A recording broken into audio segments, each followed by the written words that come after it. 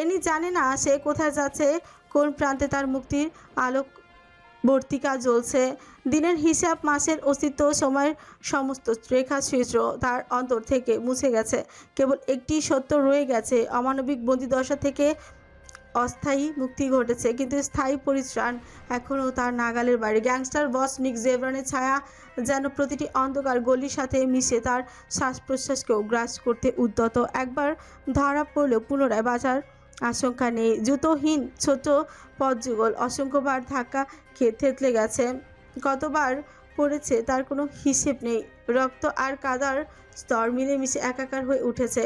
প্রতিটি শরীর, প্রতিটি অঙ্গ ক্লান্তির অগ্নি পরীক্ষায় ভেঙে পড়েছে, অথচ প্রাণ রক্ষার ব্যাকুলতা তাকে ঠেলে নিয়ে যাচ্ছে সামনের দিকে। তৃষ্ণায় গলা শুকিয়ে কাঠ হয়ে এসেছে, চোখ ঝাপসা হয়ে আসছে, তবুও বসার অবকাশ নেই। রাতের ভয়ঙ্কর নীরবতা সামান্য বিরতিও মৃত্যু ডেকে আনতে পারে, এই জ্ঞানই তাকে চলতে বাধ্য করছে। হঠাৎই অন্ধকারে বুকে একটি শক্ত বস্তুর সাথে সংঘর্ষে এনি মাটিতে আশ্রয় পড়ে, কপাল ফেটে রক্ত গড়িয়ে নামছে। কেঁপে ওঠা আঙুল দিয়ে ক্ষত চেপে ধরে সে, অস্ফুট স্বরে বিলাপ করে উঠে, আল্লাহ, তুমি আমায় বাঁচাও। নরকের গহ্বর থেকে মুক্তির দুয়ার উন্মুক্ত করলে, তবে এখনই আমাকে আশ্রয় দাও। আমি বিভ্রান্তির চৌরাস্তার মাঝখানে, সঠিক দিশা খুঁজে পাচ্ছি না আমি।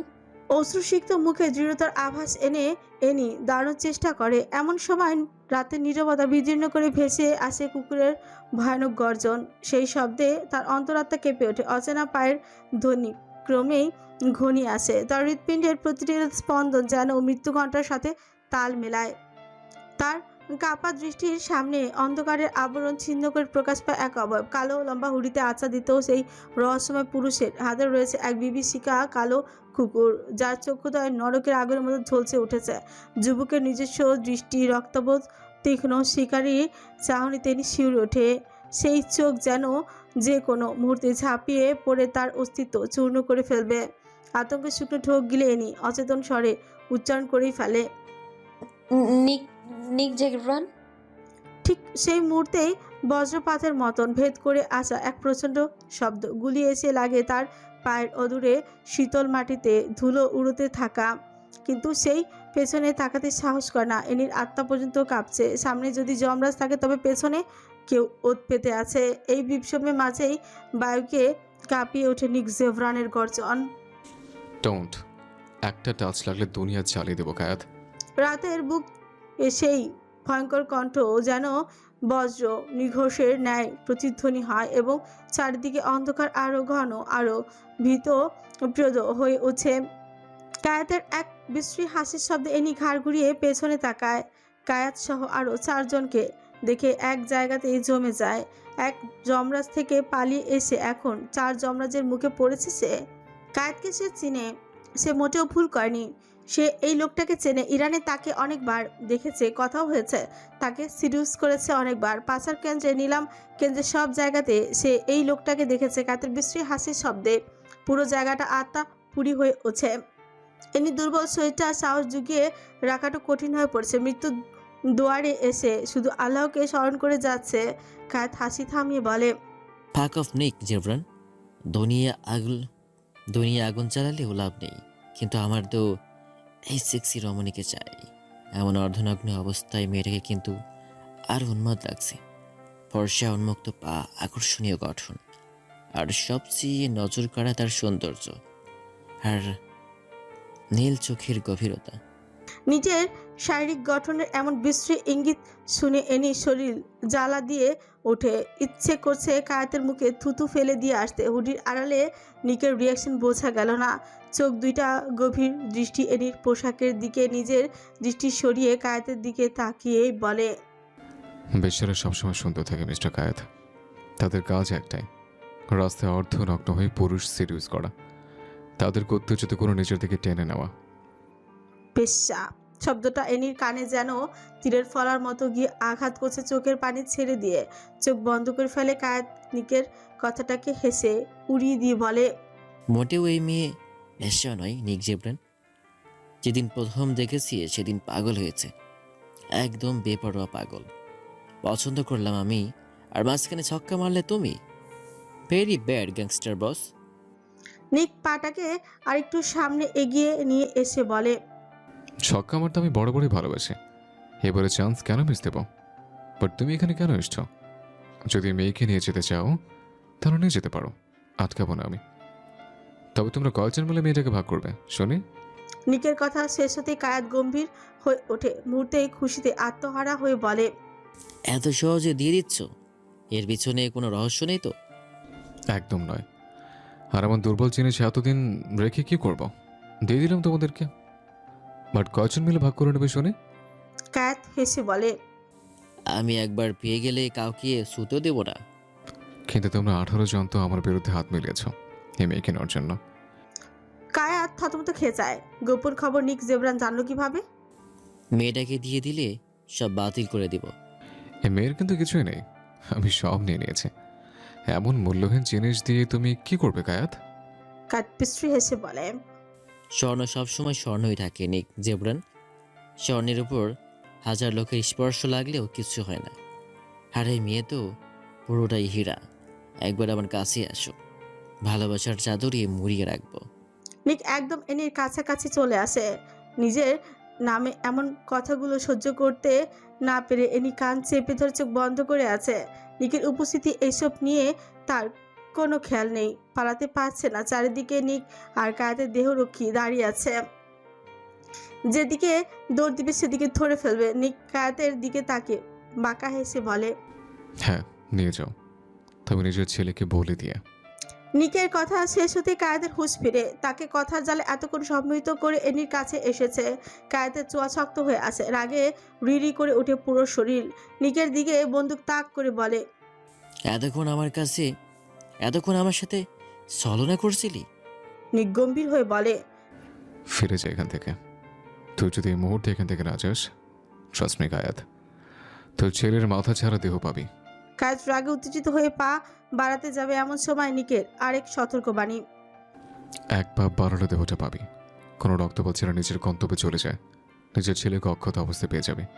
কায়েদ নিজের জায়গায় দাঁড়িয়ে যায়, এরপর রিভলভারটা নামিয়ে বলে, আমার ছেলে কোথায়? আমার ছেলেকে কেন জিম্মি করেছিস? শুধু তোর ছেলেকে নয়, তোর 18 জন যে কয়টা পয়দা করেছিস, অশালীন বীর্যপতি সব কয়টাকে জিম্মি করেছে। কায়েদের শরীর জ্বলে উঠছে। কেন করেছিস? তোর কি মনে হয় নিক জীবন ঘাস কাটে বসে বসে? এই মেয়ে পালানোর খবর যখন আমার কানে এসছে, তখনই বুঝেছে তোর পেছনে নেবে। তোদের দুর্বলতা একটাই, তোদের ছেলেরা। ব্যাস, বন্দি করে ফেললাম ওদের। একবার যদি স্পর্শ করার জন্য আসতে, তাহলে তোদের ভবিষ্যতের মাথা আলাদা করতাম আমি। বাট আফসোস, তুই ছাড়া কেউ আসেনি। হয়তো খবর পাইনি, নাহলে কুকুরের মতো ছুটে আসতো। সবচেয়ে বড় কুকুর তো তুই। কাঠে বিছানোর আগে 52 হাত জিব্বা বের করে চলে আসলে শ্যালো মাদার ফাকার। রাগে চিবিয়ে উঠেছে। রাগ মেটাতে না পেরে পাশে থাকা একজন গার্ডের কপালে রিভলভার ঢুকিয়ে দেয়। রিভলভারে চাপ দিবে এমন সময় নিকের হুঙ্কার, রক্তপাত নিজের আন্ডারে গিয়ে কর। তোর এই কলির শব্দে মেয়ে জ্ঞান হারিয়ে ফেলবে, কিন্তু জ্ঞান হারানোর জন্য মঙ্গলজনক নয়। 2 মিনিটের মধ্যে বিদায় না হলে ছেলের কাটা মাথায় যাবে তোর প্যালেসে। ক্যাট কিছু করতে গিয়েও থেমে যায়। এত বড় সুযোগ পেয়েও হাতছাড়া হয়ে গেল। না হলে আজ রক্তপাত ঘটিয়ে হলেও মেয়েটিকে সে ছিনিয়ে নিত, কিন্তু তার আগে সে অন্য কিছুর কাছে দুর্বল হয়ে পড়ে। কায়াত রাগে কিরমির করে যেতে যেতে বলে, আজ যাচ্ছি, কিন্তু পরের বার আর খালি হাতে ফিরবো না। কায়াত চলে যায় নিজের দেহরক্ষীকে নিয়ে। এনি পালানোর জন্য রাস্তা খুঁজে নিজেকে প্রস্তুত করার জন্য দাঁড়াতে হিংস্র এক থাপ্পড়ের দাবানলের সে সম্মুখীন হয়। এত বড় থাপ্পড় খেয়ে এনি দুনিয়া ঘুরে আসে। থাপ্পড়ের টাল সামলাতে না পেরে মাটিতে উপর গিয়ে পড়ে। শক্ত মাটিতে পড়ে গিয়ে যেন হাড় ভাঙার উপক্রম, পুরো শরীর ফ্যাচ ফ্যাচ করে উঠছে। কিন্তু এই মুহূর্তে তার কাছে সবচেয়ে ভয়ানক ব্যক্তিটা হচ্ছে নিক। নিক হাতে থেকে কুকুরটাকে ছেড়ে দেয়, এরপর শান্ত চোখে কোনো এক ইশারায় করে। কুকুরটা নিকের ইশারা পেয়ে বাম দিক দিয়ে গর্জন করতে করতে দৌড়াতে থাকে। জানা নেই কুকুরটা ঠিক কোথায় গিয়েছে আর কেন গিয়েছে। নিক এনির বাহুতে খামচে ধরে টেনে হিঁচড়ে নিজের গাড়ির ফ্রন্ট সিটে নিয়ে ধাক্কা মেরে ফেলে দেয়। এনি গিয়ে একদম গাড়ির কাউচের সাথেই ধাক্কা খায়। ধাক্কা খাওয়ার পর মুহূর্তে ব্যথা গুঙিয়ে উঠছে। নিক ড্রাইভিং সিটে বসতে এনি বেরিয়ে যাওয়ার জন্য ছটফট করে ওঠে। জানোয়ার, ছাড় আমায়। যেতে চাইনি আমি, আর চাই না, আর আমি সেই নরকে যেতে চাই না। নিক এনির দুইটা হাত খামচে ধরে মুহূর্তেই গিয়ে এনির নরম গালের মাংস তার নখ দেবে যায়, গলগল করে রক্ত পড়তে থাকে। এনি ছোট জন্য মরিয়া হয়ে ওঠে। নিক শক্ত করে চেপে ধরে বলে, কি বলো বেবি গার্ল? আমি তোমাকে আগে নরকে নিয়ে যাব, বর্তমানে তোমাকে এমন জায়গায় নিয়ে যাব যেটা তুমি কোনোদিনও কল্পনাও করতে পারো না। এনি নিকের ভয়ানক চোখ দুটির দিকে তাকিয়ে বলে। কোথায় নেওয়ার ধান্দা করছেন? নিক সামান্য ছোট বাঁকিয়ে নিজের চোখ কামড়ে রাখে। এনির চোখের পাতা নড়ার আগেই এনির দুই হাত বাঁধা পড়ে যায় একটা শক্ত কিছুর সাথে। এনি কিছু বুঝে উঠতে পারছে না। দুই ছোঁচের উপর কোনো এক ধারালো জিনিস লাগিয়ে দেওয়া হয়। ঠোঁট এই দিক থেকে সেই দিক করলেই কেটে যাওয়ার উপক্রম। কিছু সেকেন্ডের ভিতরে এনি একদম বন্দি হয়ে যায়। কথা বলতেও পারছে না, শরীর নড়াচড়া করতে পারছে না। সামনে তার জন্য কি অপেক্ষা করছে ভাবতে গা হিম হয়ে ওঠে। গাড়িটি ছেড়ে দেওয়ার হয় দ্রুত গতিতে। নিকের চোখে থেকে যেন আগুনের লাভা বের হচ্ছে। কাত পাগলের মতো নিজের প্যালেসে ফিরে যায়। গাড়ি থেকে নেমে এক ভয়ানক হুঙ্কার ছাড়ে। আমার ছেলে কই? কায়েতের গলা পেয়ে তাড়াহুড়ো করে দুজন দেহরক্ষী মিলে 15 বছরের ছেলেটাকে নিয়ে আসে। ছেলেটা নিজের বাবাকে দেখে এগিয়ে যায়। কায়েত ছেলেকে অক্ষত অবস্থায় দেখে নিঃশান্তির নিঃশ্বাস ছাড়ে। এরপর গালে দুইটা চাপড় দিয়ে বলে, ওই সরে বাচ্চা তোকে আঘাত করেছে? না, করেনি। আমার সাথে আরও অনেকে ছিল। কোথায় রেখেছে? একটা রুমের ভেতরে। রুমটা কি নোংরা ছিল? অনেক নোংরা। টর্চার সেলের অংশ মনে হয়েছিল, কারণ পচনশীল রক্ত আর মাংসের গন্ধ আসছিল বারবার। কায়েতের চোখ দুটি আবারও জ্বলে উঠে নিজের আলিশান চেয়ারে বসে বলে। আঘাত করেছে তোর উপর? কায়েতের ছেলে ছোচ বাঁকিয়ে বলে, নো, শুধু নিয়ে গিয়েছে। এরপর টেনে হিসড়ে একটা রুমের ভিতরে নিয়ে যাই। টেনে হিসড়ে নিয়ে গিয়েছিল? হ্যাঁ। কখন নিয়ে যাওয়া হয়েছিল? সন্ধ্যার সময় বাইরে বের হয়েছিলাম, তখন পিছন থেকে এসে মুখ চেপে ধরে। আওয়াজ করতে চেয়েছিলাম কিন্তু করতে পারিনি। কায়েত আবারও চোয়াল শক্ত করে ফেলে। ছেলের পিছে হাত রেখে বলে, এর প্রতিশোধও আমি নিব। সবগুলোর হিসেব তুলব একসাথে। কি আশ্চর্য ব্যাপার তাই না, যে নরপশুর দলেরা দিনের পর দিন অন্য মায়ের সন্তানদের বলি দিচ্ছে, চোখ কান তুলে নিয়ে পাচার করছে, বাচ্চাদের পণ্য হিসেবে বিক্রি করছে, অথচ তার ছেলেকে সামান্য টেনে হিসড়ে নিয়েছে বলে রাগে জ্ঞান হারা হয়ে যাচ্ছে। কাজ চোখ বন্ধ করে রাগে গজগজ করছিল। কায়েতের ছেলে বেপরোয়া ভাবে বলল, আমাকে তোমার টর্চার সেলে কপি নিয়ে যাবে? সময় আসো। কিন্তু আমি এখন যেতে চাই। এখন কেন? বলেছি না সময় আসলে নিয়ে যাওয়া হবে। সেই সময়টার আর অপেক্ষা করতে পারছি না ড্যাড। আমি নারী উল্লাস করতে চাই। কায়েত ছেলের কথায় চোখ ছোট ছোট করে ফেলে। এরপর অট্ট হাসি দিয়ে বলে, নারী উল্লাস করতে চাস? হ্যাঁ। বয়স কত হয়েছে তোর? যতই হোক, বয়স নিয়ে আই ডোন্ট কেয়ার। আমার জাস্ট মেয়ে চাই। কায়াত ছেলের দিকে এক পলক তাকিয়ে অন্যদের উদ্দেশ্যে বলে, এটার মাথায় এসব ঢুকিয়েছে কে রে? আমাকে খাড়া, আমাকে মারা খাওয়াতে পোলা উঠে পড়ে লেগেছে। 15 বছরের পোলা আসছে নারী উল্লাস করতে। সবাই মাথা নিচু করে রাখে। কায়েতের ছেলে বাঁকা হেসে বলে, আমার কারো শিক্ষার প্রয়োজন নেই ড্যাড। আমি একাই যথেষ্ট। এতটাও ছোট বাবা দরকার নেই। নরপশু ছেলে তো ছোট থেকেই নরপশুতে পরিণত হবে, তাই না? তোমাকে অনেকবার দেখেছি, তাই আমার মনে হচ্ছে জাগলো। ভুল তো কিছু বলিনি। কায়াত চোয়াল শক্ত করে বলে, সময় হোক আগে। বাপের মতো আগে নিজেকে তৈরি কর, এরপর টর্চার সেলের মালিক তুই নিজেই। তখন কি আমিও তোমার মতো খুন করতে পারবো? পারবি। গুড ড্যাড, অপেক্ষায় রইলাম। রক্ত নিয়ে তাহলে একদিন আমিও উল্লাস করব। কায়াত ছেলের মুখের হিংস্রতা দেখে পৈশাচিক হাসে। এমন ছেলেই তো সে চেয়েছিল। রাতের নিস্তব্ধতা যেন এক অব্যক্ত মৃত্যুর শাসন। সমস্ত আকাশমণ্ডলী নিঃশ্বাস বন্ধ করে শুয়ে আছে কালো অন্ধকার চাদরে মোড়ানো। বাতাসের সামান্যতম সঞ্চালনও এখানে দুঃসাহসী হয়ে ওঠার আগেই মূর্ছিত হয়ে পড়ে। পাতার হালকা খসখস শব্দ পর্যন্ত যেন অদৃশ্য আতঙ্কে স্থবির। দূর থেকে আসা ক্ষীণ প্রাণী ডাকো এই নৈশব্দের বুকে বিদীর্ণ ক্ষত তৈরি করে আবার নিস্তব্ধতার গর্ভে গ্রাসিত হয়। প্রতিটি ছায়া নিজের অস্তিত্বকে বহুগুণ প্রসারিত করে ভীতিকর আবরণ রচনা করছে। যেন অদৃশ্য কোনো শিকারী অন্ধকারের গহ্বরে ওত পেতে আছে। নক্ষত্রবিহীন আকাশ যেন গভীর গহ্বর, যেখানে আলো প্রবেশ করার সাহস হারিয়ে ফেলে। এক এমন নিস্তব্ধতা যার ভারে মানব অস্তিত্বের ক্ষুদ্রতম স্পন্দনও ভেঙে পড়ে, আর প্রতিটি শ্বাস প্রশ্বাস মৃত্যুর প্রতিধ্বনি হয়ে প্রতিফলিত হয়। অন্ধকারের প্রাচীরগুলো এক ভয়ানক মুহূর্তে সাক্ষী হয়ে হবে বলে মরিয়া হয়ে উঠেছে। নিক এনির বাহু ধরে চেপে একটা বদ্ধ রুমে এনিকে ছিটকে ফেলে দেয়। এনির হাত এখনো বাঁধা, চোখ বাঁধা। কোথায় এসেছে তার জানা নেই। নিকে ধাক্কাতে পড়ে যেতে নিলেও নিজেকে সামলে নেয়। নিক ধীর পায়ে এনির সামনে এগিয়ে দাঁড়ায়। নিকের শরীরে গন্ধ নাকে আসতে ভেতরটা কেঁপে উঠছে। নিক নিজের সমস্ত ক্রোধের সাথে এক টানে চোখের উপর রাখা বস্তুটাকে খুলে ফেলে। হ্যান্ডকাফ খুলে এনির দিকে হিংস্র নজরে তাকায়। এনি চোখ খুলে সামনে তাকাতে হাতকে ওঠে। দুজন ব্যক্তিকে লোহার সাথে বেঁধে রাখা হয়েছে। লোক দুইটাকে চিনতে এনির একটু অসুবিধা হয়নি। যে গার্ডগুলোকে ছোট ড্রেস পরে সিরিয়াস করেছে সে পালিয়েছে। সেই দুইটা গার্ডকে এভাবে বাধা অবস্থা দেখে শিউরে ওঠে। লোক দুইটা এনির দিকে তাকায় না, যেন তাকালেই তাদের ভয়ানক কিছুর সম্মুখীন হতে হবে। এনি নিকের দিকে তাকিয়েই বলে, কেন বেঁধে রেখেছেন এখানে ওদের? ঈগল চোখে তাকায় এনির দিকে। নিকের চাহনি দেখে এনি নিজের চোখ সরিয়ে নেয়। নিক শক্ত করে রেখেছে। গ্যাংস্টার বসের ক্রোধ যেন এক অদম্য দহনশিখা, যা তার সমস্ত দেহ গঠনকে রক্তাভ অগ্নিতে রূপান্তরিত করেছে। প্রশস্ত কাঁধ দুটি উত্তেজনায় চান হয়ে উঠেছে।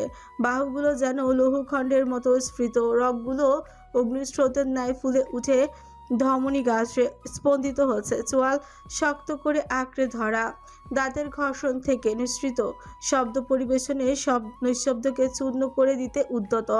দাঁতে ঘর্ষণ করে বলে, লোক দুটাকে পরিচিত লাগছে। এনি হয়তো দৃষ্টি রেখে বলে, কেন এনেছেন এদের? বলি দিতে। এনি অধৈর্য হয়ে উঠছে। বিশ্বাস করুন, এদের কোনো অপরাধ ছিল না। যা করেছি আমি নিজে করেছি। শাস্তি দিলে আমায় দিন, ওদেরকে ছেড়ে দিন। ওদের কোনো অপরাধ নেই। নিকেনির কাপা ঠোঁট দুইটাকে ধরে স্লাইড করতে থাকে একদম নরম ভাবে। তার দৃষ্টি অমানবিক হিংস্রতা প্রতিমূর্তি। রক্তাভ চক্ষুদয় এমনভাবে প্রসারিত যেন সেগুলো শিকারীর ক্ষুদ্রতায় দৃপ্ত দুটি অগ্নিগোলক, যা মুহূর্তেই শিকারকে ছিন্ন ভিন্ন করে ফেলতে পারে। সেই চোখের গভীরে এমন এক অসীম শূন্যতা বিরাজমান, যেখানে ভয়, দয়া কিংবা করুণা অস্তিত্ব নেই। আছে কেবল দমন, ধ্বংস আর আধিপত্যের নির্দয় আকাঙ্ক্ষা। নিক গিবাদেশ ছোট নাড়িয়ে বলে, এই ঠোঁট দুটো দিয়ে উড়ন্ত চুমু দিয়েছিলে, তাই না বেবি গার্ল? তোমার ব্যবস্থা তো বড় করবো মাই ফাকিং টার ক্যান্সেল। আগে এদের ব্যবস্থা করি। বাধ্য মেয়ের মতো এদেরকে মেরে ফেলো। মানে? মানে ওদেরকে তুমি নিজের হাতে মারবে, আর কিভাবে মারবে সেটা আমি বসে বসে দেখিয়ে দেব। এনি চোখের পাতা ঝাপটে তাকায় নিকের দিকে। এমন ভয়ঙ্কর কাজের অফার পেয়ে যেন হৃদস্পন্দন কেঁপে উঠতে চাইছে। দুই পাশে মাথা নাড়িয়ে বলে, আমি পারবো না। এমন জঘন্য কাজ আমি করতে পারবো না। করতে হবে। আমি করব না। জানতে চাইনি, আদেশ করেছি বেবি গার্ল। আদেশ মানতে বাধ্য নই। ওরা নিরপরাধ। ওদেরকে মারলে আপনি ধ্বংস হয়ে যাবেন। নিক সামান্য ঠোঁট কামড়ে হেসে বলে, বাচ্চাদের মেরে ফেলতে পারি, আর সেখানে এদের মারার কথা বলাতে ধ্বংসের পথ দেখাচ্ছ? মাই ফাকিং বেবি গার্ল। নিক জেভরনের ধ্বংসের মাপকাঠি মাপতে যেও না, নিজে ধ্বংসের গপ্পরে হারিয়ে যাবে। তোমাকে যা বলেছে ঠিক তাই করবে। জানোয়ার আপনি, বাট আমি নই। পালানোর আগে ভাবা উচিত ছিল। এনি তীব্র ক্রোধে ফেটে পড়ে। কি করতাম? আপনার নরকে পচে মরতাম। নিক আচমকা এনির দিকে তাকায়। গ্যাংস্টার বসের অঙ্গ প্রত্যঙ্গের প্রতিটি নড়াচড়া যেন ঝড়ের পূর্বাভাস। তার দেহের প্রতিটি শিরা উপশিরা ক্রোধের বিষাদ ছন্দে কম্পনমান। মুখমণ্ডলের কঠিন রেখা শীর্ষ আরো ধারালো হয়ে উঠেছে, যেন শিকারীর পশুর মুখোশ। সেই হিংস্র দৃষ্টি নায়িকার দিক থেকে এক মুহূর্ত সরে না। নিককে দেখে এনির মনে এমন অনুভূতি দিচ্ছে যেন অদৃশ্য শিকল দিয়ে তাকে বেঁধে ফেলা হয়েছে, আর শ্বাস প্রশ্বাস পর্যন্ত নিকের ক্রোধের অনুমতি অপেক্ষায় আছে। নিক কিছু না বলে সামনের দিকে এগিয়ে যায়। টর্চার সেলের নির্দেশিত অন্ধকার, শীতল, রাবণীয় এবং নিরাপত্তার গন্ধে দূষিত। গ্যাংস্টার বসের অভিব্যক্তি একটি কল্পনাতীত চলাচল। তার পা দুটি মাটির উপরে স্থির, কাঁধ প্রশস্ত হয়ে আছে, সমস্ত পেশি আচরিত। দৃশ্য যেন ধাতুর উপর খোদিত ক্ষুদ্রতম ফাটলের মতোই স্পষ্ট। মুখমণ্ডলের ভাঁজগুলি কঠোর, ঠোঁটের রেখা ধারালো হয়ে আছে, যেন কোনো অনাবিল অগ্নি পাথর কল্পিত হাসির চেয়ে বেশি কিছু লুকিয়ে রেখেছে। তার দৃষ্টি অপরিহার্য, তীক্ষ্ণ, নির্মম, নৌকামুখী শিকারীর মতন, চক্ষুদয় রক্তাভ জ্বলন্ত অগ্নি গোলকের ন্যায়। সেই দৃষ্টিতে এক বিন্দু স্থির হলো সময়টা। কথা বলতে শিখে, এবং সেই কথা হলো হিংসার শাসন। তার শ্বাস প্রশ্বাস দীর্ঘ, বাহুল্য নয়, বরং প্রতিটি নিঃশ্বাস যেন ক্রোধের একটি অনুচ্ছেদ। আর প্রতিটি শ্বাস বের হলে অবচেতনভাবে কক্ষটি আরও ঘন আওয়াজে ভরে ওঠে।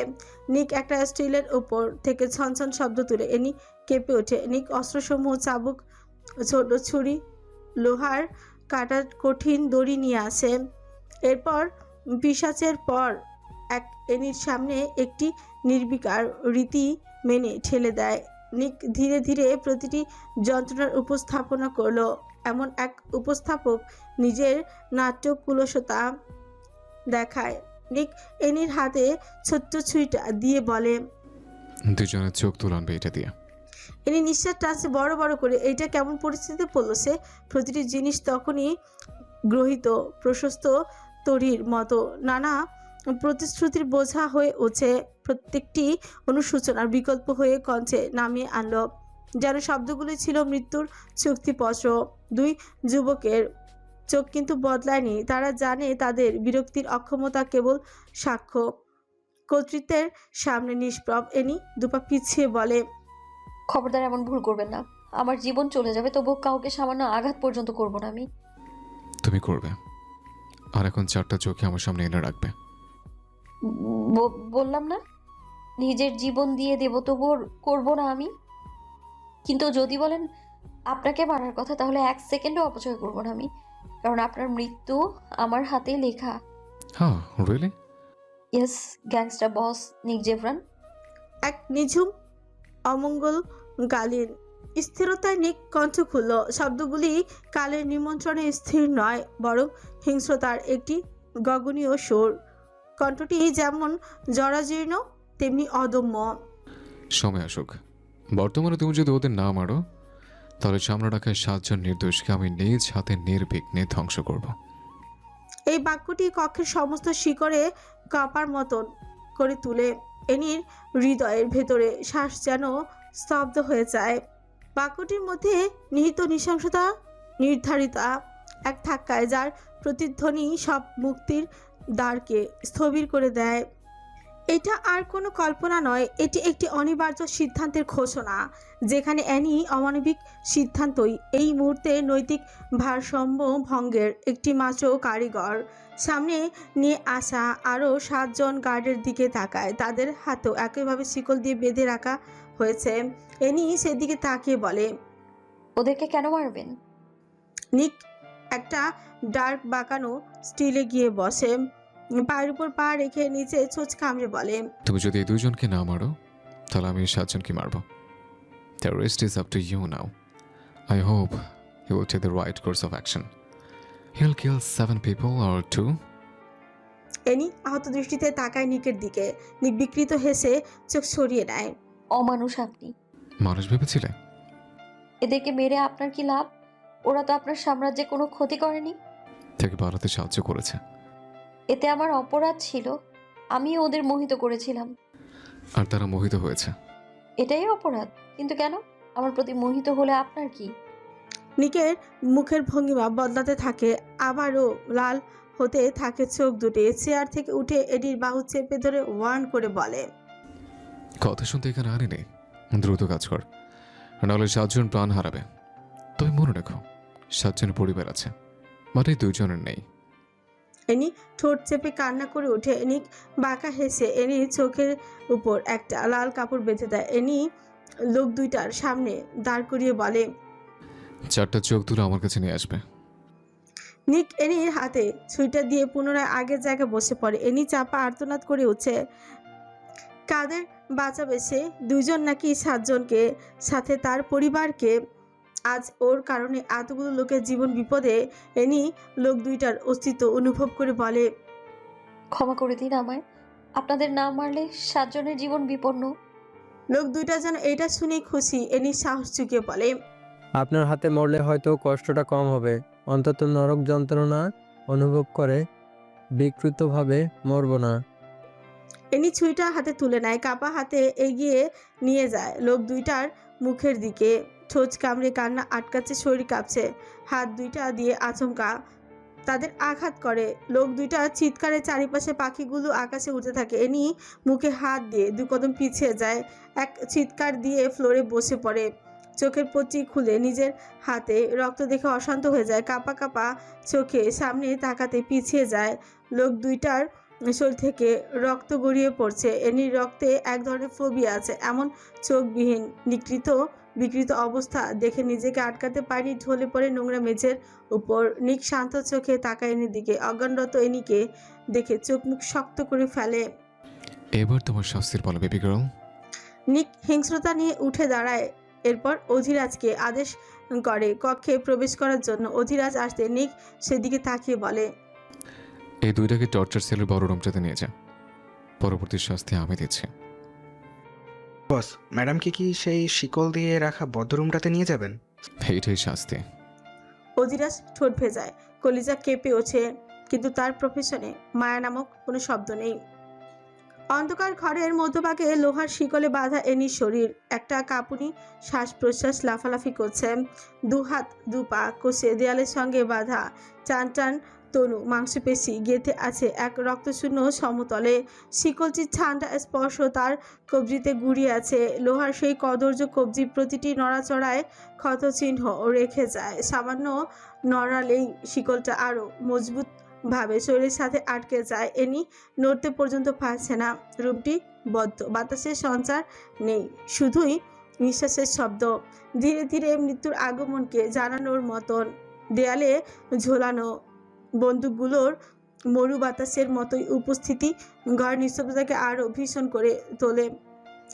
সামনে গ্যাংস্টার বস দাঁড়িয়ে আছে এনির সম্মুখে, চোখ দুটো আগুনে লালচে কঞ্চে খুঁড়ের মতো নিষ্ঠুরতা। নিক আচমকাই চাবুক হাতে ধরে। এনির চারিদিকে ধীরে ধীরে ঘূর্ণনের সঙ্গে সঙ্গে ক্রোধ ঘনিয়ে ওঠে। চাবুকের চোকা বাতাসে কেটে দেয়, কটকট শব্দ যেন কানের কোল জুড়ে ছুরি বসাচ্ছে। নিকের নড়াচড়া কণ্ঠস্বর, নিঃশ্বাস কেমন হিংস্র হয়ে আছে এনির চোখে। রক্তমাখা নয়, বরং অদ্ভুত এক চাহনি, ভয়ের সঙ্গে বিক্ষোভের অদ্ভুত মিলন। ঠোঁটে কঠিন অচল প্রত্যাশার স্পন্দনে ঠোঁট দুইটা অস্বাভাবিকভাবে কাঁপছে।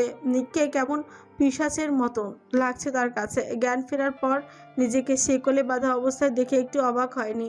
আগে থেকে জানা ছিল এমন কিছুরই শিকার হবে সে। ঘরের কোণে পড়ে থাকা ছায়াগুলো যেন ভাঙা আশা ব্যর্থতার গল্প ফিসফিস করছে। পানিতে ভাসমান নৌকার মতো এনির অচঞ্চল অবস্থা। লক্ষ্যহীনভাবে তাকিয়ে আছে কিন্তু অচল। চারিদিকে অস্ত্রের নীরব উপস্থিতি, ছায়ার মতো কটু আর কড়া। মৃত্যুর সম্ভাবনা ঘন হয়ে আসছে। লোহার প্রতিটি রেখা ঝুরে ঝুরে শব্দ করছে। ঘরের আলো অস্বচ্ছ গলানোর কাছের মতন। নিক ক্রোধে একদিকে থেকে আগুনের মতো ছড়াচ্ছে, অন্যদিকে এনির ভাঙা শরীর নীরব এক গ্রন্থি। নিক চাবুকটা ঘুরিয়ে এনির দিকে এক পলক তাকে শান্ত কণ্ঠে বলে, শর্ট ড্রেস কজন দেখেছে শরীর? এনির চোখ ঘৃণায় ফুটে ওঠে।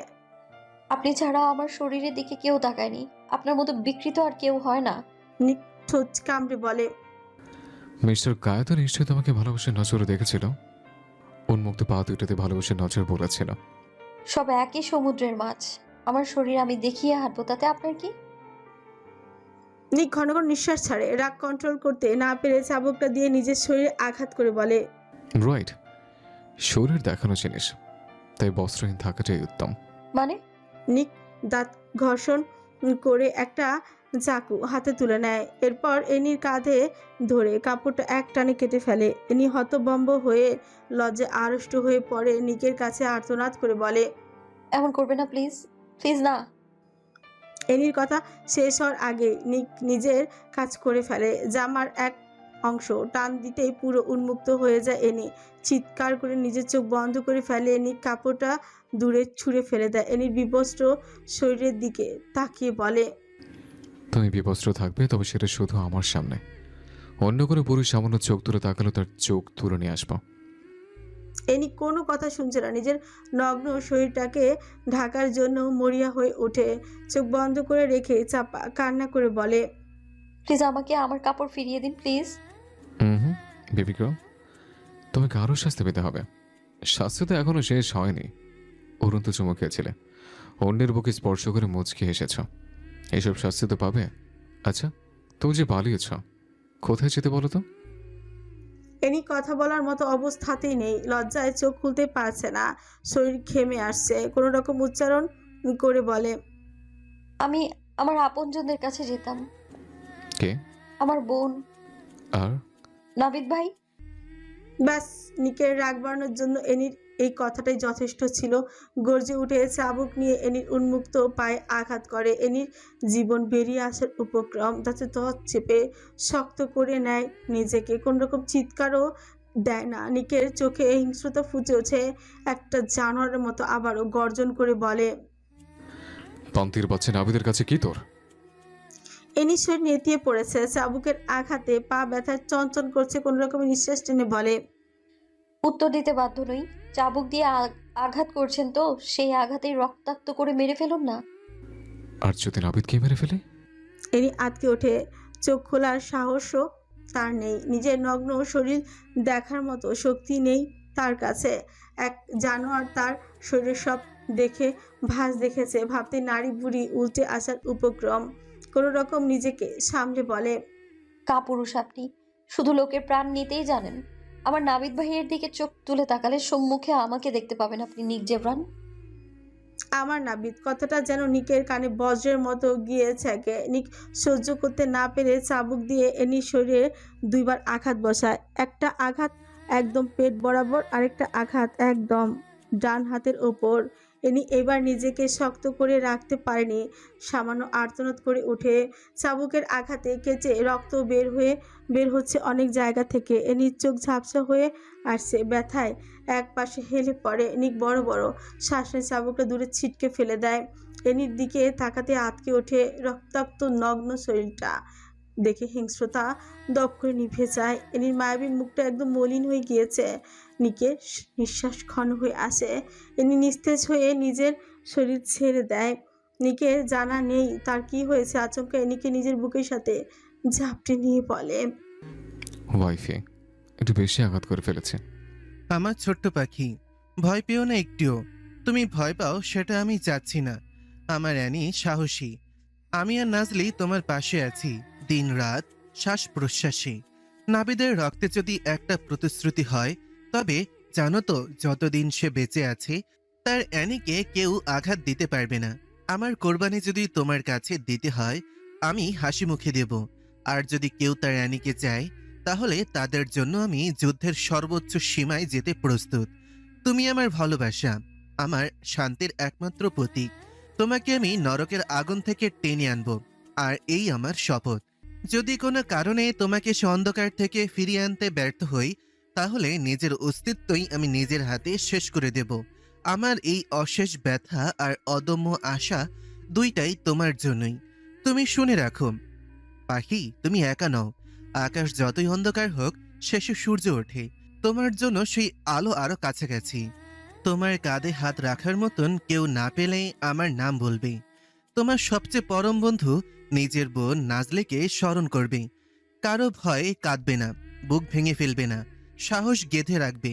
তবুও তুমি যদি কোনো ক্ষুদ্র সুযোগ পাও, মনে রেখো নীরবে দৃঢ়ভাবে নিজের জীবনের মান যে কোথায়, প্রতিটা মুগ্ধতায় তোমাকে ফিরিয়ে আনবে। আমি চাই না তোমাকে ঝুঁকিতে ফেলতে, তাই আমি পথের প্রতিটা কাঁটা আগে বেছে নেব। তুমি চুপচাপ থাকো, শক্ত হও, আর আমি পথ খুলে নিয়ে আসব।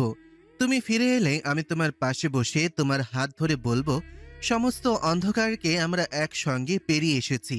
ততক্ষণ পর্যন্ত ভরসা রাখো, জীবনের সব ক্ষুদ্র আলো সংগ্রহ করো, আর জানো তুমি আমার জীবনের শেষ নিঃশ্বাস পর্যন্ত আমার। 5 বছর বয়সী সেই ছোট্ট অ্যানিকে আমি যেভাবে আগলে রেখেছি ঠিক সেভাবে সারা জীবন আগলে রাখবো। কোনো ক্ষতি হতে দেব না পাখি। এই লেখাটা পড়ার পর তুমি অনেক অবাক হবে, তবে অবাক হওয়াটাই স্বাভাবিক। আগামী 1 সপ্তাহ খানেক পর জেব্রান নিজের মাফিয়া সাম্রাজ্যে থাকবে, মাফিয়া মিটিংয়ে। আর এইটাই অনেক বড় একটা সুযোগ, কারণ এই পুরো মিটিংটাই পুরো মাফিয়া রাজ্যের মধ্যে হয়ে থাকে। অনেক সময় সাপেক্ষ, চাইলেও সেখান থেকে বেরিয়ে আসার ক্ষমতা নেই, বা কেউ তোমার পালানোর সংবাদ পাঠাতে পারবে না।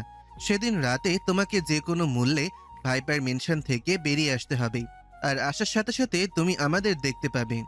এখন কিভাবে বের হবে সেটা সম্পূর্ণ তোমার দায়িত্ব। অনেক বুদ্ধিমতী তুমি, গার্ডদের কিভাবে সামলাবে আসবে সেটা একান্ত তোমার দায়িত্ব। এই সপ্তাহের মধ্যে সব ভাবনা ভেবে নাও, আর সুসময়ে সব কিছুই কাজে লাগবে। পাল্টা জবাবের প্রয়োজন নেই, যা বলা হয়েছে সেটাই করবে। আর দৌড়াতে অসহায় অবস্থায় দেখতে চাই না আমরা। তোমার বোন অপেক্ষা করছে। ইতি, তোমার নাবিদ ভাই। নাজলি পুরো লেখাটা পড়ে মলিন হাসি দিয়ে বলে, অনেক সুন্দর লিখেছো, একদম মনের মতো হয়েছে, কিন্তু এটা পৌঁছে দিব কিভাবে? নাবিদ চেয়ারে বসে নখ কামড়ে গভীর ভেবেছিলাম যন্ত্র ব্যবহার করব, বাট এইটা করা একদম ঠিক হবে না। সিসি ক্যামেরার সব স্পষ্ট হয়ে উঠবে, আর নিক প্রতিদিন মেনশনের ক্যামেরা চেক করে। যদি কোনোভাবে সন্দেহজনক কিছু দেখে ফেলে, তাহলে পরবর্তী পদক্ষেপ নেওয়া কঠিন হয়ে পড়বে। অ্যানিকে আরও শক্ত নজরে বেঁধে ফেলবে। ওর জন্য সেখান থেকে পালিয়ে আসা অনেক কষ্টকর হয়ে উঠবে, তাই অন্য আশ্রয় নিতে হয়েছে। কোন আশ্রয়? ছদ্মবেশ। হোয়াট? তুমি ছদ্মবেশ ধরে যাবে, চিনে ফেলবে, তাই এমন বোকামি করো না। অ্যালার্ট দিচ্ছি আমি তোমাকে। হয়ে বলে। নিকঠোঁট বাকি বলে, আমি নয়, আমি চলে গেলে পরবর্তী চালবে কে? আমার গার্ড ফকির বেশে যাবে। বুদ্ধি কি প্রতিনিয়ত লোপ পাচ্ছে? এত বড় বাড়িতে কোনো ভিক্ষুক কেন ঢুকতে দিবে? আর যদি ঢুকেও গার্ডরা তো আঘাত করতে করতে মেরে ফেলবে। ভুল নাজলি, ভিক্ষুক মেনশনে ঢুকবে না, বরং বাইরে থেকেই সব কাজ করবে। কিভাবে? অ্যানিকে দেখাশোনা করার জন্য একজন অর্ধবয়স্ক মেইড রাখা হয়েছে। আর নিক এই মহিলাটাকে অনেক বিশ্বাস করে।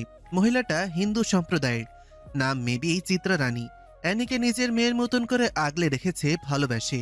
কাল সেই মহিলার সাথে আমার দেখা হয়েছে। অধৈর্য হয়ে জিজ্ঞেস করে। কেমন আছে ইনি? কিছু বলেছে উনি? নাবিদ চোখ বন্ধ করে দীর্ঘশ্বাস ফেলে। সিংহের গুহায় খরগোশ সুখে থাকবে ভাবাটা বোকামি নাজলি। উনি সাহায্য করবে এই চিঠি দেওয়াতে।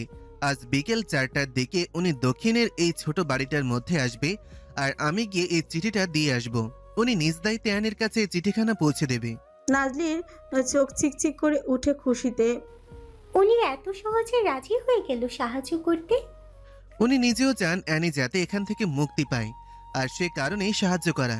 বাট প্রথমে রাজি হয়নি, বিশ্বাসঘাতকতা করতে চাইছিল না নিজের বসের সাথে। পরে এক প্রকার ইমোশনাল ব্ল্যাকমেল করে রাজি করিয়ে নিলাম। তবে যা করতে হবে একদম সাবধানে, কারণ উনি আমাদের সাহায্য করেছে, তাই ভুলেও ওনাকে বিপদে ফেলা যাবে না। কারণ নিক একবার জানতে পারলে ওনার গলা টিপে ধরবে, তার কোনো সন্দেহ নেই। নাজলি মাথা নাড়িয়ে কপাল কুঁচকে বলে, আচ্ছা, তুমি নিক জেফরানকে কিভাবে এত চিনো? নাবিদ কথা বলা থামিয়ে দেয়, সামান্য জিহ্বা নাড়িয়ে বলে, কে না চিনি, নিজেও তো চেনো। আমি আগে ওনাকে চিনতাম না তেমন ভাবে, শুধু নাম শুনেছি। এনির ঘটনা থেকে ওনাকে আমার চিনা, বাট তুমি তো একদম গভীরভাবে চিনো। ওনার গোপন শত্রুকে, ওনার ঠিক কতটা প্যালেস আছে, বাগান বাড়ি, কবে মাফিয়া মিটিং বসে, সব জানো। তুমি কিভাবে এত কিছু জেনেছো নাবিদ? নাবিদ নিচের ছোঁচ কামড়ে গম্ভীর হয়ে বলে, জেনেছি কোনো এক উপায়ে। ব্যবসার ক্ষেত্রে অনেকবার এখানে আসতে হয়েছে, আর 1-2বার করে অনেকটা জানা হয়ে গিয়েছে মাফিয়াদের সম্পর্কে। আর নিক জেব্রান তো সবাইকেই চেনে। পুলিশ কি ওনাকে দেখে না নাবিদ? প্রমাণ? মানে প্রমাণের অভাব নাজলি। পুলিশ অনেকবার প্রমাণ জোগাড় করতে চেয়েছিল, বাট নিকের চতুরতায় প্রতিবারই ব্যর্থ। প্রতিটা খুন খুব নৃশংসভাবে করে, বাট খুন করার শেষে একটা প্রমাণও থাকে না। যদি কোনোভাবে আমরা প্রমাণ জোগাড় করতে পারি তাহলে? নাবিদ বাঁকা হেসে বলে, আইডিয়াটা মন্দ নয়। তাহলে প্রমাণ জোগাড় করা যাক। আপাতত অ্যানিকে বাহির করতে হবে। এই কাজটা সফল হলেই পরবর্তী কাজে লেগে যাব। নাজলি মুচকি হাসে। নাবিদ নিচে ছোঁচ কামড়ে তীক্ষ্ণ দৃষ্টিতে বাইরের সমুদ্রের দিকে তাকায়। সমুদ্রের ঢেউগুলো বারবার পাড়ের সাথে ধাক্কা খাচ্ছে। সকালের নির্মল পরিবেশে এক মহৎ সৌন্দর্যের অনিন্দ সুন্দর রূপকল্প, যার আবির্ভাব প্রভাতের প্রথম আলোয় অর্চিত দেবদূতের মতো ধরা দেয়। আকাশের পূর্ব দিগন্তে রক্তাভ সূর্যের তেজস্বিমান কিরণ ধীরে ধীরে ছড়িয়ে পড়ে, সমগ্র নীলাভ গগনকে প্রজ্বলিত করে তোলে এক মায়াময় আলোক ছটায়। শিশির ভেজা তৃণ মঞ্জুরির উপর সেই আলো পড়তে অগণন ক্ষুদ্র বিন্দু হিরোকে ন্যায় ঝলমল করতে থাকে, আর প্রতিটি ফোঁটায় প্রকৃতির অনিবর্চনীয় পরিষ্কারত্বের প্রতিফলন দেখা যায়। দূর মাঠ থেকে ভেসে আসে পাখিদের মধুর কলকাকলি, কখনো শালিকের কর্কশ সুর, কখনো দোয়েলের মায়াবী ডাক, আবার কখনো কাকের অদ্ভুত রূঢ় আর্তনাদ। সব মিলিয়ে যেন সৃষ্টি হয় এক প্রভাতী সঙ্গীত। হাওয়ার মৃদুমন্দ বেগে গাছের শাখা প্রশাখা কাঁপতে কাঁপতে নিস্তব্ধ আকাশের বুক জুড়ে এক অদৃশ্য ছন্দ রচনা করে। গন্ধরাজ ও শেফালিকার সুবাস মিশে যায় শিশির মাখা বাতাসে, যা প্রাণে প্রাণে জাগিয়ে তোলে এক অন্ধকার স্নিগ্ধতা ও সতেজতা। সেই মুহূর্তে মানব মনের গহন অন্ধকারও যেন উন্মোচিত হয়ে যায়। চিন্তাধারা পবিত্র আলোর আবেশে দীপ্ত হয়ে ওঠে, আর সমগ্র অস্তিত্বে নেমে আসে এক অজানা শান্তি, যা কেবলমাত্র প্রভাতের নির্মল পরিবেশেই অনুভূত হয়। রুমের চারিপাশে টানা পর্দাগুলো হালকা বাতাসের দমকে ধীরে ধীরে নড়াচড়া করছে। বাইরে থেকে ভেসে আসা নির্মল শীতল হাওয়া এনির মুখে আসে লাগতেই ধীরে ধীরে সে চোখ মেলে তাকায়। শ্বাসকষ্টে ভেজা দেহটা সামান্য নড়েচড়ে উঠতে ভেতরে আতঙ্ক জেগে ওঠে। বেঁচে থাকার প্রবল তাগিদে সে ছুটে বেড়ানোর জন্য ছটফট করতে শুরু করে। শরীরের প্রতিটি কোষ তখনও কাঁপছে, কারণ চাবুকের আঘাতগুলো এখনও কাঁচা ক্ষতের মতো জ্বলজ্বল করছে তার গায়ে। প্রতিটি ঘায়ে যেন আগুনের দাহ লুকিয়ে আছে। কিন্তু পর মুহূর্তে এনি টের পায় তার শরীরের উপর কিছু ভারী, দম বন্ধ করা চাপ শ্বাসরুদ্ধকর। সেই ভার বুঝতে পেরে এনি তড়ি ঘড়ি করে ধাক্কা দেয়। ঠিক তখনই অর্ধঘুমন্ত এক কণ্ঠস্বর শোনা যায়, কোমল অথচ ভয়ানক, অচেনা মিষ্টতা মাখানো স্বর। ওয়াইফি, ডিস্টার্ব করো না। ওয়াইফি শব্দটা এনির কানে ঢুকতে যেন বজ্রঘাত ঘটে। তার শরীর কেঁপে উঠছে প্রবল আতঙ্কে। বিস্ময়ের চরম সীমায় গিয়ে সে তাকায় ঘুমন্ত নিকের মুখের দিকে। সেই মুখ, যে মুখ তার জীবনে দুঃস্বপ্নে পরিণত করেছে, এখন নিঃশ্বাসের নেশায় ঢেকে আছে শান্তির মুখোশে। এক মুহূর্তের জন্য এনি যেন বাস্তবতা হারিয়ে ফেলে। কি নিক তার সাথে কি করেছে সব ভুলে যায়, শুধু সেই দৃষ্টিতে তাকিয়ে থাকে সেই অদ্ভুত সুন্দর চেহারার দিকে। মনে হয় ছেলে হয়ে এতটা নিখুঁত, এতটা আকর্ষণীয় হওয়াও কি সত্যি প্রয়োজন ছিল। কিন্তু পর মুহূর্তে সেই শব্দ ওয়াইফি এনির মস্তিষ্কে ভীষণ ঝড় তোলে। নিকের প্রতিটি হিংস্রতা, প্রতিটি পশুত্ব, প্রতিটি নির্যাতনের স্মৃতি হয়ে ক্রমে ক্রমে একে একে মস্তিষ্কে ঝলসে ওঠে তীব্র বিতৃষ্ণায়। এনি নিজের চোয়াল শক্ত করে ফেলে। শিরায় শিরায় জমে থাকা আতঙ্ককে বিদ্রোহে রূপান্তরিত করে। এনি সমস্ত শক্তি একত্রিত করে নিকের বুকে প্রচণ্ড ধাক্কা মারে। ঘুমের ঘোরে নিক সেই ধাক্কায় তাল সামলাতে না পেরে সামান্য হেলে যায়। তার দেহে চাপ সামান্য সরে যেতেই এনি সুযোগটা লুফে নেয়। দ্রুত উঠে বসে পরে কাঁপতে থাকা শরীরটা মুক্তির প্রথম নিঃশ্বাস টেনে নেয়।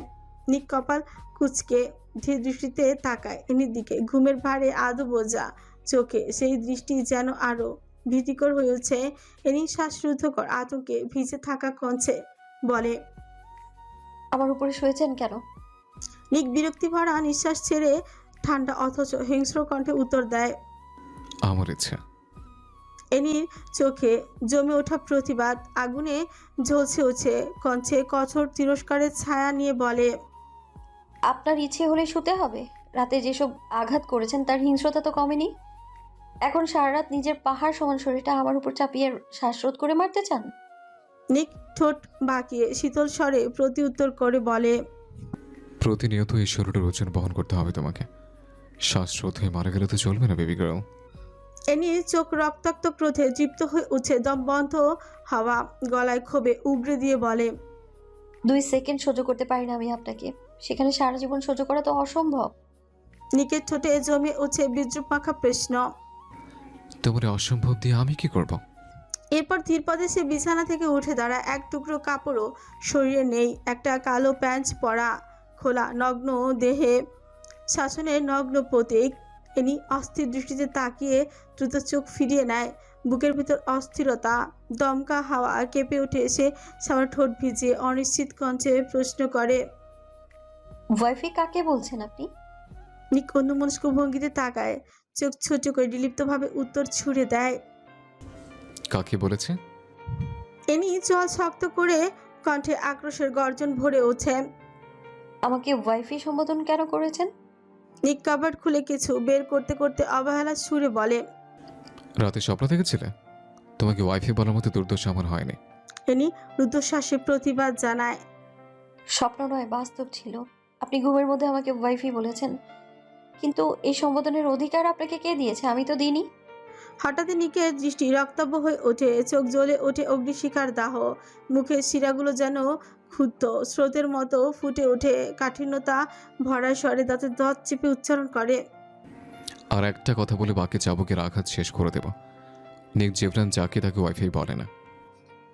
এনির বুক ওঠানামা করে, হাহাকারময় ছন্দে নিঃশ্বাস দীর্ঘ হয়ে যায়। প্রতিটি নিঃশ্বাস তার ভাঙা শরীরে ক্ষত ছিঁড়ে ফেলে। অথচ স্পষ্ট সে শুনেছিল নিক তাকে ওয়াইফি বলছে, অথচ এখন সে অস্বীকার করছে। মিথ্যা যেন নিকের রক্তে দবিভূত, প্রতিটি শিরা উপশিরায় ছলনার স্রোত বহমান।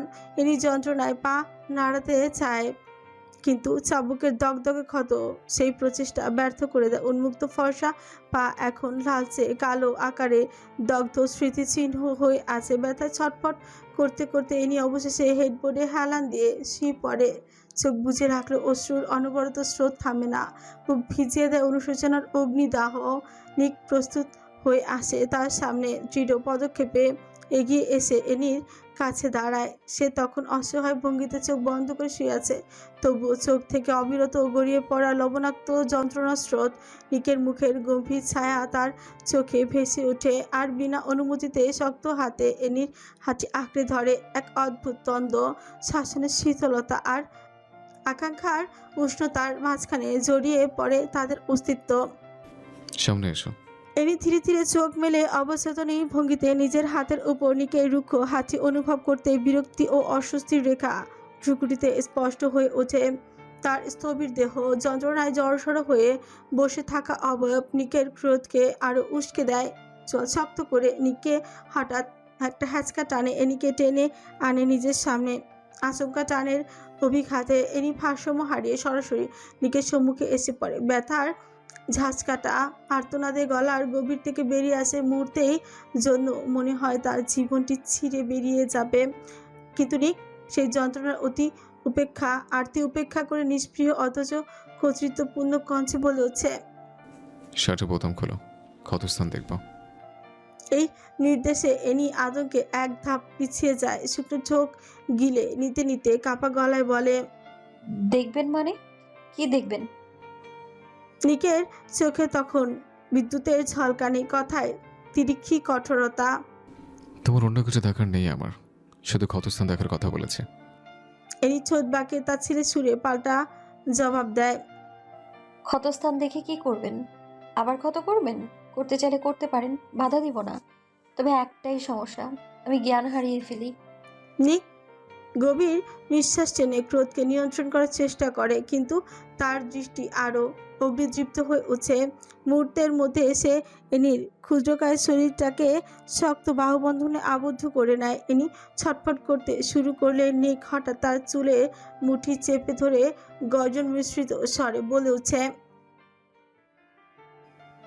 এনি মরিয়া হয়ে পালানোর জন্য ছটফট করতে করতে কাপা গলায় প্রতিবাদ করে ওঠে। অশ্লীল পুরুষ, আমায় এইভাবে কেন চেপে ধরেছেন? কিন্তু নিক তার কথাগুলোতে বিন্দুমাত্র পাত্তা না দিয়ে হঠাৎই তার আঙুল বাড়িয়ে শার্টের বোতামগুলো খুলতে শুরু করে। লজ্জায়, ঘৃণায় আর ভয়ের আতঙ্কে কেঁপে কেঁপে উঠে তার কণ্ঠে প্রতিবাদ ছড়ে পড়ে। লজ্জা করছে না? একজন নারীর শরীর জোর করে উন্মোচন করতে চাইছেন? নিকের দম বন্ধ করা উপস্থিতি আর এনি লাঞ্ছিত আতঙ্ক একই সঙ্গে ঘন কুয়াশার মতো পরিবেশকে আচ্ছন্ন করে ফেলে। নিকের চোয়াল তখন পাথরের মতো শক্ত হয়ে আছে। হিংস্র দৃঢ়তায় সে এনিকে আরও বুকে চেপে ধরে ফিসফিসে গর্জে ওঠে। এসব ফাকিং লজ্জা দিয়ে কি হবে বেবি গার্ল? গ্যাংস্টারদের আসলে কোনো লজ্জা নেই। আর তোমাকে একবার নয়, অনেকবার দেখেছি আমি। এই অকথ্য নির্লজ্জ উচ্চারণে এনির চোখ ভিজে ওঠে। লজ্জা আর অসহায়ত্ব তার বুক কেঁপে কেঁপে উঠছে। অচর ধারায় কান্না গড়িয়ে নামে, কিন্তু নিক সেই কান্নাকে করুণা না দেখিয়ে বরং নির্মম শক্তি প্রয়োগ করে তার শার্টটা ছিঁড়ে খুলে একপাশে ছুঁড়ে ফেলে দেয়। মুহূর্তে পুরো পৃথিবী যেন জমাট হয়ে যায়। নিস্তব্ধ বাতাসে শুধু এনির হাহাকার, ভেজা শ্বাস প্রতিধ্বনিত হয়। নিক চোখ বন্ধ করে ভারী নিঃশ্বাস টেনে নেয়, তারপর হঠাৎ দৃঢ় দৃষ্টি স্থির করে তার উদরে থাকা ক্ষত স্থানে তাকিয়ে থাকে। সেই চোখের দৃষ্টি যেন হাড় পর্যন্ত ভেদ করে প্রবেশ করে যায়। এনি ঠোঁট উত্তেজনা, অপমানে, আতঙ্কে ক্রমাগত কেঁপে উঠছে। সেই বিছানার চাদর শক্ত করে মুঠি করে ধরে ফুপিয়ে বলে উঠছে, আল্লাহর দোহাই লাগে, এভাবে তাকাবেন না। দয়া করে আমার জামাটা ফিরিয়ে দিন। কিন্তু নিক নির্বাক, শুধু নিচের ঠোঁট দাঁতে দাঁত চেপে ধরে ক্ষতের দিকে চোখ গেঁথে রাখে। কিছুক্ষণ এভাবে স্থির দৃষ্টিতে তাকিয়ে থাকার পর ঘন নিঃশ্বাস টেনে বলে, তোর উন্মুক্ত শরীর দেখা একদম উচিত হয়নি। এনি ঠোঁট চেপে কান্না আটকে বলে, প্লিজ আমার জামাটা ফিরিয়ে দিন, দেখতে হবে না আপনাকে। নিক ঠোঁট কামড়ে হেসে এনির গলার নিচ বরাবর শক্ত করে চুমু বসিয়ে বলে, অনেক বড় ক্ষতি করেছো তুমি আমার, আর এই মাসুল তোমাকেই গণনা করতে হবে। নিকের ঠোঁটে স্পর্শ পেতে এনি ফুঁসে উঠছে। ছট করে চোখ খুলে রক্ত লাল চোখে তাকায়। নিকের দিকে তাকিয়ে চোখ শক্ত করে বলে, ছাড়ুন আমার নির্লজ্জ বেহায়া পুরুষ, চরিত্রহীন আপনি। Shut up. মুচড়ো করলে 3.5 হাত মাটির নিচে জানতে পুঁতে ফেলবো। হ্যাঁ, এটা ছাড়া আর কি পারেন? কাপুরুষের মতো আঘাত করে রক্তাক্ত করে জখম বানানো ছাড়া। নিক নিজের ঠোঁট কামড়ে বলে, সুপুরুষ স্বাস্থ্য বলছো বেবি গার্ল? এনি শক্ত কণ্ঠে তাচ্ছিল হেসে বলে, রক্ষিতাদের সামনে সুপুরুষ সাজতে নেই নিক জেভরান, তাদেরকে শুধু চাবুক পিটা করা উচিত। আপনার মতো চরিত্রহীন পুরুষদের কাছে এটা ছাড়া আর কি বা আশা করা যায়? এনির কথা শেষ হতে নিক ফিউ নাচিয়ে তাকায়। ধূসর মণিগুলোতে জ্বলতে থাকে। রাগে দাঁত ঘর্ষণ করে উঠে। দাঁতের ঘর্ষণের শব্দ এনির কানেও ভেসে আসে। নিক আচমকা এনিকে ধাক্কা মেরে বিছানায় ফেলে দেয়। এনি হকচকে উঠে এমন ব্যবহার, নিজের শরীর ঢাকার ব্যর্থ চেষ্টা করে যাচ্ছে, কিন্তু হাত দুইটা হিংস্র হায়নার মতো নিক বিছানার সাথে চেপে ধরেছে। নিকের এমন ব্যবহার এনি আতঙ্কে জমে যায়। ভুল চিন্তাভাবনা মস্তিষ্কে আসতে থাকে। কি হবে এখন তার সাথে? এনির নিঃশ্বাস ঘন হতে থাকে ভয়ে। চোখ বন্ধ করে আতঙ্কে খিচে রেখেছে। এনি হিংস্রতা নিয়ে এনি ঠোঁটের কাছে নিজের ঠোঁট এগিয়ে নেয়, কিন্তু আচমকা থেমে যায়। এনি ঠোঁটের সাথে একদম ছুঁই ছুঁই। চোখ বন্ধ করে বড় করে শ্বাস টানে। চোয়াল শক্ত করে এনির চিবুক চেপে ধরে বলে, চরিত্রহীন কাকে বলে আজ তোমাকে বোঝাতাম বেবি গার্ল, কিন্তু জানো নেই বারবার কেন এত বাধা, কেন থেমে যাই আমি।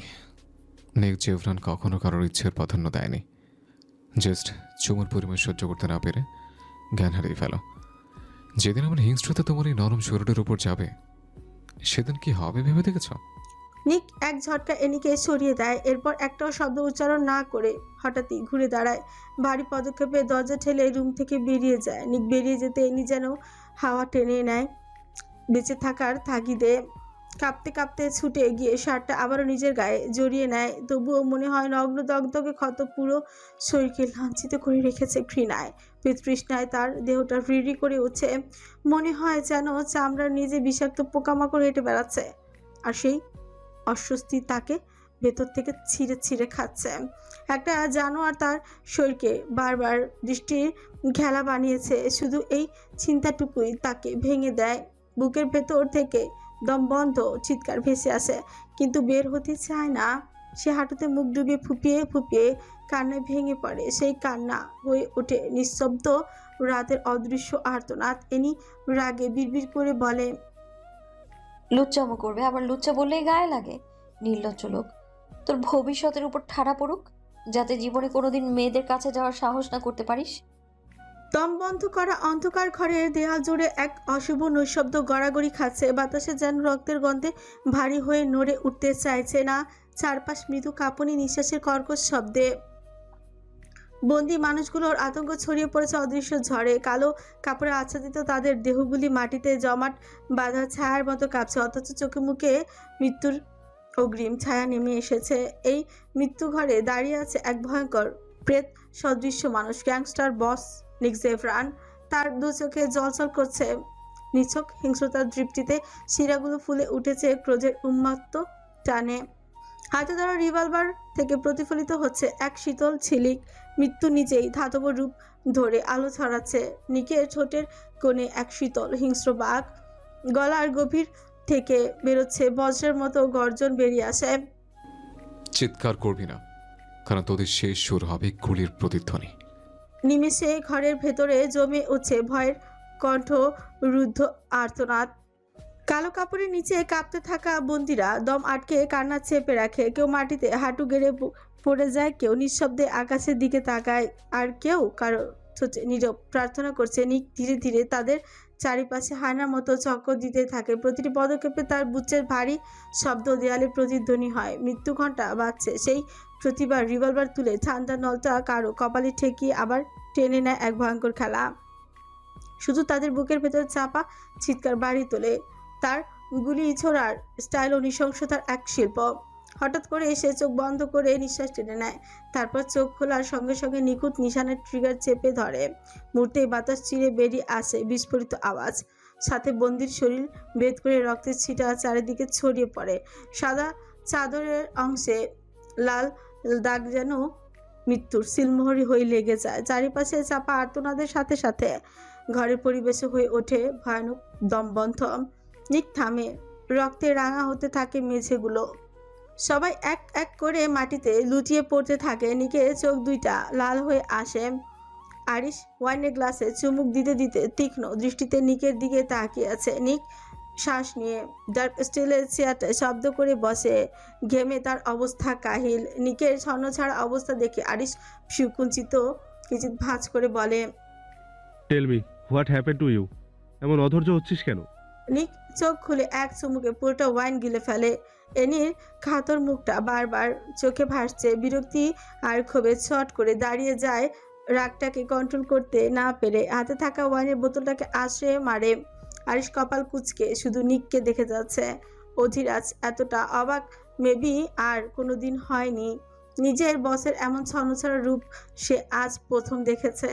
হাজারটা খুন সে এসে একদম ঠান্ডা মেজাজে বসে থাকার নাম এই হচ্ছে গ্যাংস্টার বস নিক জেভরান।